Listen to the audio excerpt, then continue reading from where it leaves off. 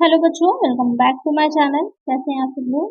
आप लोग की एमआरएस अकाउंटेंट की क्लासेस चल रही थी। फ्लावर मॉडल रेजिडेंशियल स्कूल है, उसकी प्रिपरेशन मैं आप लोग को करा रही थी। जो आपका कॉमर्स सब्जेक्ट से रिलेटेड क्वेश्चंस आने हैं उसकी। इससे पहले मैं काफी वीडियोस अपलोड कर चुकी हूँ। इसकी एक अलग से चैनल पर प्लेलिस्ट अवेलेबल है, जिसका लिंक मैं डिस्क्रिप्शन में दे दूंगी, देख लीजिएगा। अच्छे क्वेश्चन हैं, आपकी अच्छी प्रिपरेशन हो जाएगी।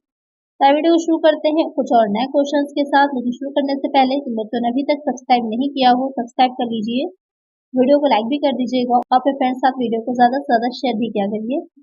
फर्स्ट क्वेश्चन लेते हैं। विनियोग डैश है, investment is the dash, net additions made to the nation's capital stock, person's commitment to buy a flat और house, employment of funds on assets to earn returns, employment of funds on goods and services that are used in production process. तो question में कह रहा है कि जो investment होता है, विनियोग होता है, वो क्या होगा। आप लोग को बैलेंस शीट, इससे पहले की जो प्रीवियस वीडियो मैंने अपलोड करी है तो उसमें अकाउंटिंग है, फाइनेंशियल मैनेजमेंट है, काफी क्वेश्चंस मैंने कराए हुए हैं। तो आपको पूरा बैलेंस शीट के बारे में अच्छे से मैंने समझाया हुआ था आपको। तो वहां पर एक साइड एसेट रहती है, एक साइड लायबिलिटी रहती है। एसेट में आपने इन्वेस्टमेंट देखा होगा। तो इन्वेस्टमेंट जो रहता है, इन्वेस्टमेंट विनियोग जो होगा कि जो भी आपने इन्वेस्ट किया है फंड्स में, जो भी आपने लगाए हैं एसेट्स में, तो उसका जितना आपको रिटर्न मिल रहा होता है उससे रिलेटेड होता है कि क्या प्रतिफल आपको मिल रहा है। तो यहाँ पर करेक्ट आंसर क्या हो जाएगा आपका, ऑप्शन सी हो जाएगा कि प्रतिफल को अर्जित करने के लिए जो संपत्तियां होती हैं उन पर जो आप धन को लगाते हैं, धन का प्रयोग करते हैं, कोषों को लगाते हैं, वही हो जाता है आपका विनियोग। तो करेक्ट आंसर हो जाएगा ऑप्शन सी। नेक्स्ट क्वेश्चन है, कार्यशील पूंजी प्रबंधन डैश का प्रबंध करती है। Working capital management is managing dash a short term assets and liabilities, long term assets, long term liabilities, only short term assets. Question में कह रहा है कि जो वर्किंग कैपिटल होती है, कार्यशील पूंजी होती है, वो किसके प्रबंध से संबंधित होती है। जो अल्पकालीन संपत्तियां दायित्व होते हैं उनसे, दीर्घकालीन संपत्तियों से, दीर्घकालीन दायित्वों से, केवल अल्पकालीन संपत्ति से। तो जब भी हम वर्किंग कैपिटल की बात करते हैं, जो कार्यशील पूंजी होती है, उसको निकालने का फॉर्मूला ही क्या हो जाता है आपका, जो करंट एसेट होती है उसमें से जब हम करंट लायबिलिटी को लेस करते हैं तो हमारी निकल के वर्किंग कैपिटल आती है। तो जो वर्किंग कैपिटल होगी वो इन दोनों के ही प्रबंध से संबंधित होगी। और खासकर और स्पेशली इस बात का ध्यान रखिएगा कि अल्पकालीन शॉर्ट टर्म से संबंधित होती है। कि कार्यशील पूंजी नाम से क्लियर हो रहा है, जो आप डेली के कार्य कर रहे होते हैं, बिजनेस को रन करने के लिए जो आप काम कर रहे होते हैं, उसके लिए आपको कार्यशील पूंजी की कुछ कैपिटल की जरूरत पड़ती है, वही वर्किंग कैपिटल कहलाती है आपकी। तो ये शॉर्ट टर्म एसेट और लायबिलिटी से रिलेटेड होती है, उसका प्रबंध करती है, उसका मैनेजमेंट करती है। करेक्ट आंसर हो जाएगा ऑप्शन ए। नेक्स्ट क्वेश्चन है, अभिगोपक को डैश लेना पड़ता है। The underwriters has to take up dash the fixed portion of the issue capital, the unsubscribed part of the agreed portion, the agreed portion or can refuse it, the unfixed portions of the issue capital। इसमें दो question बन रहे हैं आपके। पहला question तो ये बन जाता है कि अभिगोपक कौन होता है, अंडरराइटर्स कौन होगा। क्योंकि कई बार आपने इसको पढ़ा है, शेयर्स की जब बात आती है, जब आपकी शेयर कैपिटल की बात आती है तो अभिगोपक की भी बात आती है वहां पर। तो क्या होता है अंडरराइटर, जब कंपनी के जो अंश होते हैं, शेयर्स होते हैं, उन शेयर्स को कंपनी डायरेक्ट जनता को निर्मित नहीं करती है। कुछ एजेंसीज होती हैं, कुछ व्यक्ति होते हैं जो उनको ले लेते हैं, उसके बाद वो जनता को निर्मित करते हैं। तो एक तरह से वो मीडिएटर का काम करते हैं। तो वही क्या कहलाते हैं, अभिगोपक कहलाते हैं, अंडरराइटर्स कहलाते हैं। यहाँ पर कंपनी के लिए ये फायदा रहता है, ये प्रॉफिट होता है कंपनी को कि उसको एक तो जनता को ढूंढना नहीं पड़ता है, लोगों को तक पहुंचाना नहीं पड़ता है डायरेक्टली।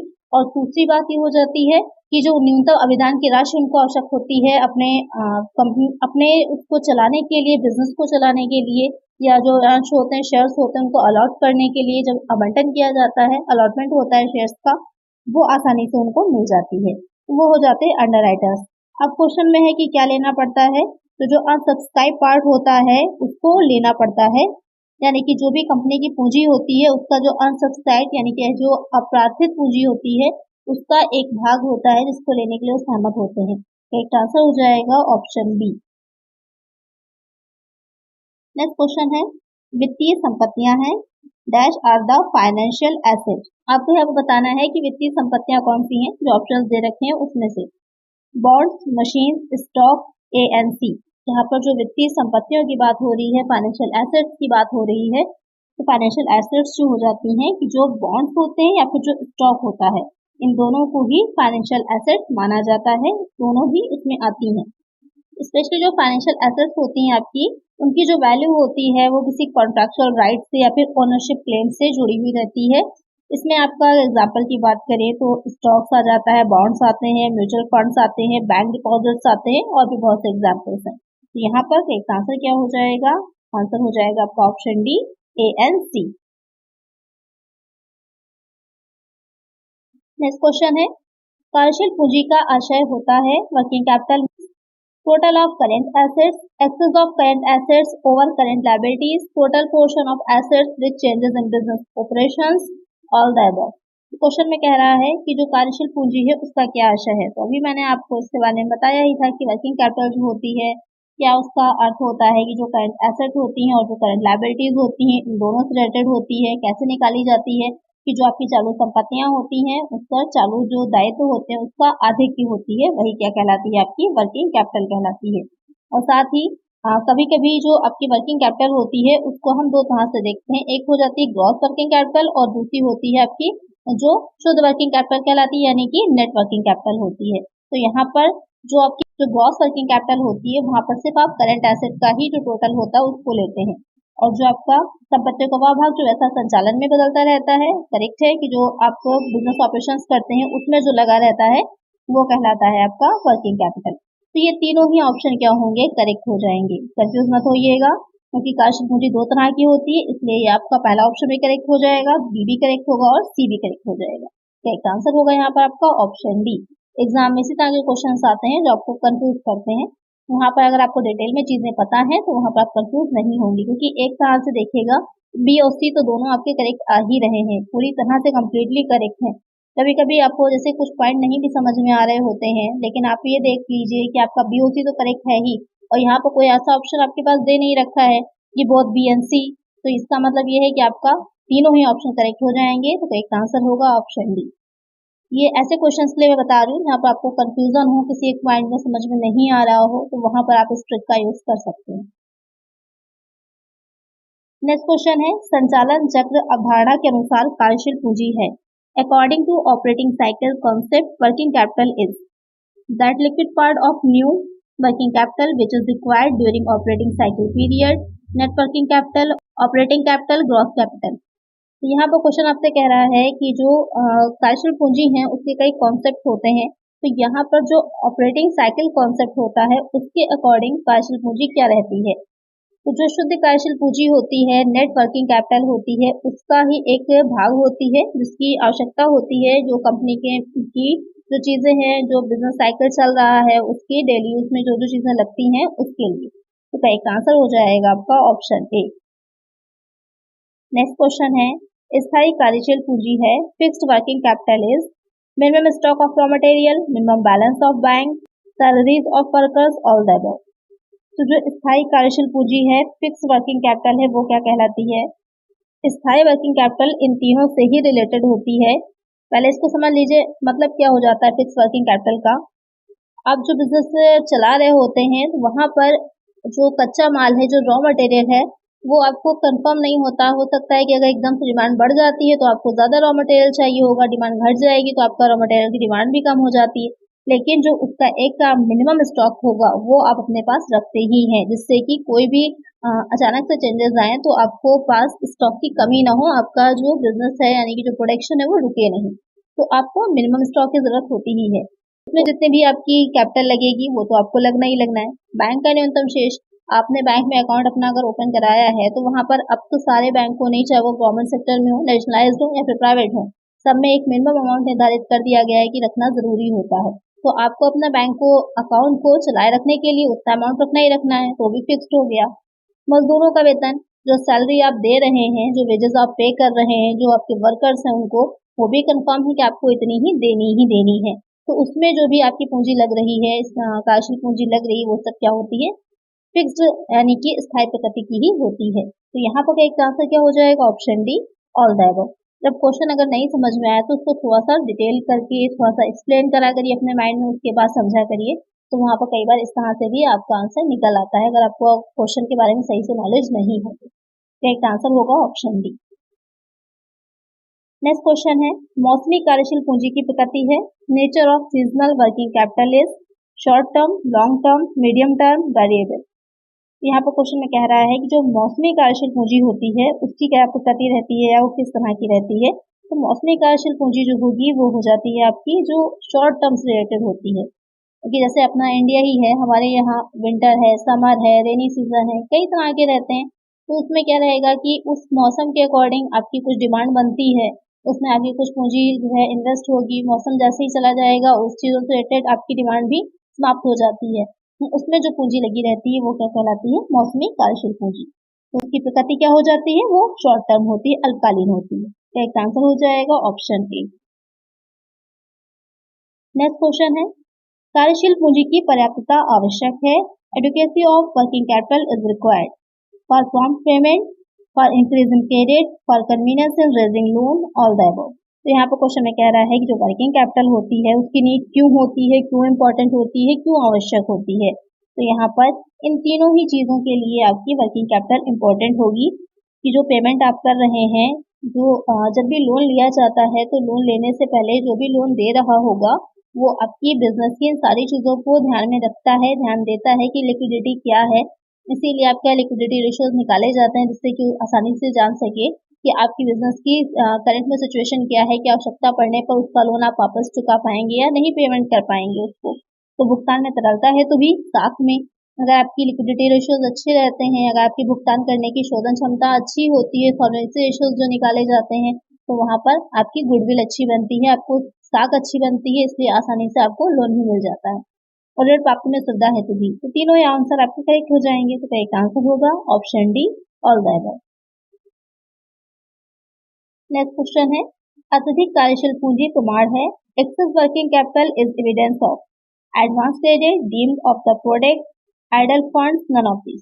तो क्वेश्चन में कह रहा है कि जो अत्यधिक कार्यशील पूंजी यानी कि किसी बिजनेस में ज्यादा कार्यशील पूंजी वर्किंग कैपिटल अगर लगी हुई है तो उससे क्या पता चलता है या वो किस बात का एक प्रूफ होती है।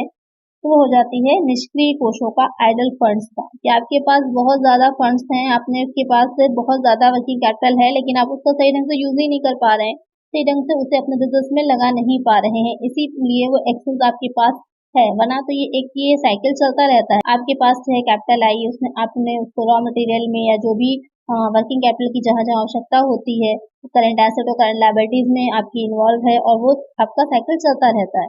लेकिन अगर आपके पास वो एक्सेस है, आप उसका यूज नहीं कर रहे तो इसका मतलब जो कोष है वो निष्क्रिय है, आइडल फंड्स। एक आंसर हो जाएगा ऑप्शन सी। नेक्स्ट क्वेश्चन है, यदि परिचालन व्यय 1 लाख रुपए हो और वर्ष में परिचालन चक्र 1.25 हो तो कार्यशील पूंजी होगी। If operating expenses are ₹1 lakh and operating cycle in a year is 1.25, then working capital will be 1,25,000, 1,80,000, none of this. यहाँ पर क्वेश्चन आपका एक न्यूमेरिकल दे रखा है ये कि अगर 1 लाख का आपका ऑपरेटिंग एक्सपेंसेस हो रहे हैं और उसका जो परिचालन चक्र है यानी जो ऑपरेटिंग साइकिल है 1.25 है, तो आपको क्या निकालना है, कार्यशील पूंजी निकालनी है, वर्किंग कैपिटल निकालनी है। उसका फॉर्मूला होता है, फॉर्मूला क्या हो जाएगा, तो इसको निकालने का आपका फॉर्मूला होगा जो operating expenses upon operating cycle. Operating expenses कितने थे, 1 लाख के थे, ऑपरेटिंग साइकिल कितना था 1.25 का, डिवाइड कर दीजिए कितना आ जाएगा 80,000। यही हो जाएगी आपकी कार्यशील पूंजी वर्किंग कैपिटल। एक आंसर क्या हो जाएगा हमारा, ऑप्शन सी। नेक्स्ट क्वेश्चन है, कार्यशील पूंजी को डैश पूंजी के रूप में भी जाना जाता है। Working capital is also known as dash F, current asset, operating, projecting, operating capital. तो यहाँ पर जो कार्यशील पूंजी है, वर्किंग कैपिटल है, आप उसे और किस नाम से जानते हैं। तो अभी आपको जैसे मैंने इसको एक्सप्लेन करा, वर्किंग कैपिटल के बारे में बताया, तो क्या यही बात तो बताई गई है कि जो बिजनेस होता है उसको चलाने के लिए जो हम जो रेवेन्यू एक्सपेंडिचर्स हो जाते हैं, जब आयकर प्रगति के व्यय करते हैं, उन सबको करने के लिए जो कि किसी बिजनेस को रन करने के लिए इम्पोर्टेंट होते हैं, डेली के होते हैं, खर्चे जो एक्सपेंसेस होते हैं उस सब के लिए होते हैं। तो बिजनेस को का संचालन करना, उसका ऑपरेशन करना, तो और क्या कहलाता है, वो हो जाता है ऑपरेटिंग कैपिटल। तो एक आंसर क्या हो जाएगा, ऑप्शन डी, संचालन पूंजी भी कहा जाता है। नेक्स्ट क्वेश्चन है, डैश उन निधियों को संदर्भित करता है जो एक संगठन के पास अपने दैनिक कार्यों के वित्त पोषण के लिए होनी चाहिए। Dash refers to the funds which an organization must possesses to finance its day-to-day operations. Retained earning, fixed capital, working capital और लगता है। बहुत ही इजी सा क्वेश्चन है कि कौन से फंड्स होते हैं जो किसी ऑर्गेनाइजेशन के डेली के काम को चलाने के लिए इंपॉर्टेंट होते हैं। सिंपल सा होगा, वर्किंग कैपिटल हो जाएगा, कार्यशील पूंजी। एक आंसर हो जाएगा ऑप्शन सी। नेक्स्ट क्वेश्चन है डैश लाभप्रदता के साथ विपरीत रूप से भिन्न होता है। Dash varies inversely with profitability, risk, asset, liquidity, revenue. तो यहाँ पर जो क्वेश्चन कह रहा है कि जो लाभप्रदता के साथ किसका विपरीत रूप से संबंध रहता है, वो हो जाता है आपका लिक्विडिटी, तरलता जो होती है उसका विपरीत रूप से या वितरण या जो इनवर्सली होता है, रिलेशन होता है। मेन बात ये है कि दोनों ही वर्किंग कैपिटल जो आपकी हो जाती है, कार्यशील पूंजी होती है, उससे जुड़े रहते हैं। कि अगर एक कंपनी जो है वो हाई अगर टेम्परेरी वर्किंग कैपिटल को रख रही है तो उसका मतलब ये है कि करंट एसेट ज्यादा है, जिससे कि क्या होगी, लिक्विडिटी ज्यादा रहेगी। लेकिन अगर लोअर लेवल पर वर्किंग कैपिटल रख रही है तो वहां पर लिक्विडिटी क्या हो जाती है, कम हो जाती है। अगर वो हाई लिक्विडिटी रखती है तो वहां पर रिस्क जो हो जाता है वो लो रहता है। क्यों? क्योंकि अगर लिक्विडिटी ज्यादा है, तरलता ज्यादा है, तो रिस्क वहां पर कम रहेगा। क्योंकि किसी भी तरह की सिचुएशन आती है तो उससे निपटने के लिए आपके पास ऑलरेडी लिक्विडिटी इतनी होगी, लिक्विड एसेट्स अवेलेबल होंगी। Cash is liquid asset specially आपकी कैश है या जो आप फॉरेन कैश में जिसे कन्वर्ट कर सके। और अगर कम लगती है तो वहां पर इससे क्या होगा, ज्यादा होता है। इसलिए कहा जाता है कि इनवर्सली क्या होता है, इसका कनेक्शन जो रहेगा वो लिक्विडिटी से होता है। तो यहाँ पर करेक्ट आंसर क्या हो जाएगा, ऑप्शन सी। नेक्स्ट क्वेश्चन है संचालन चक्र को डैश भी कहा जाता है। Operating cycle is also called as dash, business cycle, working capital cycle, working cycle, current asset cycle. जो संचालन चक्र होता है, ऑपरेटिंग साइकिल होता है, उसे और क्या कहा जाता है, तो वो आपका हो जाता है वर्किंग कैपिटल साइकिल। उसको आप कार्यशील पूंजी चक्र भी कह सकते हैं। तो एक आंसर क्या हो जाएगा, ऑप्शन बी। तो आज की वीडियो में इतना ही। आई होप आपको वीडियो अच्छी लगी होगी, क्वेश्चन अच्छे लगे होंगे। अगर वीडियो अच्छी लगी है तो लाइक कर दीजिएगा, चैनल पर नया तो सब्सक्राइब कर लीजिएगा और फ्रेंड्स वीडियो को शेयर कर दीजिएगा। मिलते हैं नेक्स्ट वीडियो में। Thank you.